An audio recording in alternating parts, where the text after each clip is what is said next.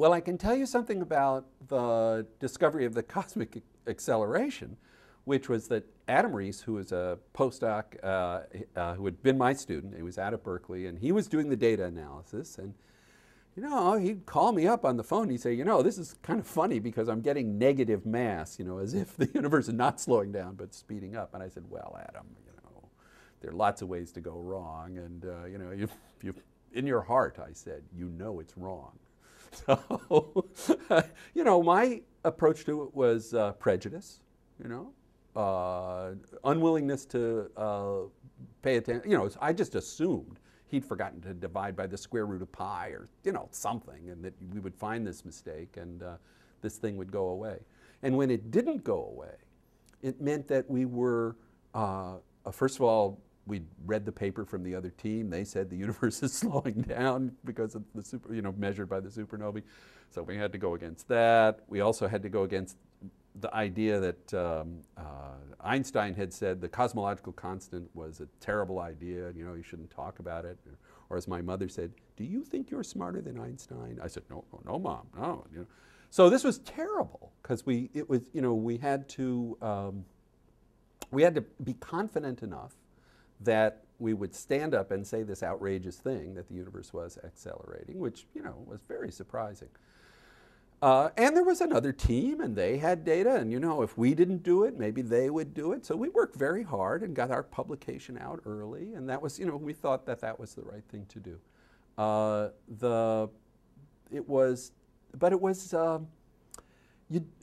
One of the things you don't want to be as an observational astronomer, you don't want to be wrong. You don't want to tell people, I have seen this thing, and it turns out not to be true.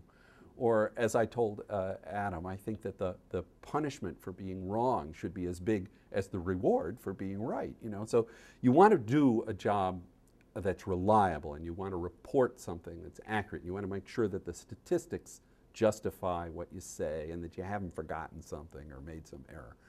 And so we were, in those early months there in 1998, I would say it was very upsetting that this picture, that the data were telling us that we lived in an accelerating universe, and honestly, I did not like it, and I thought it had the risk of being a really embarrassing thing.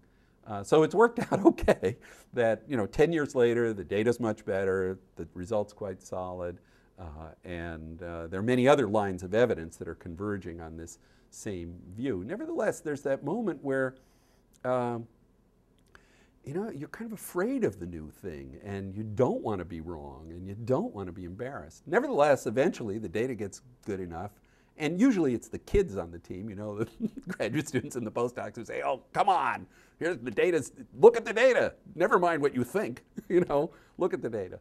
So really new things in science are a little upsetting and kind of hard to come to terms with. And for this thing, I actually was resisting it for a while. So it's turned out okay. In the end, I've come to like it. And this is the universe we live in, or at least the universe we think we live in.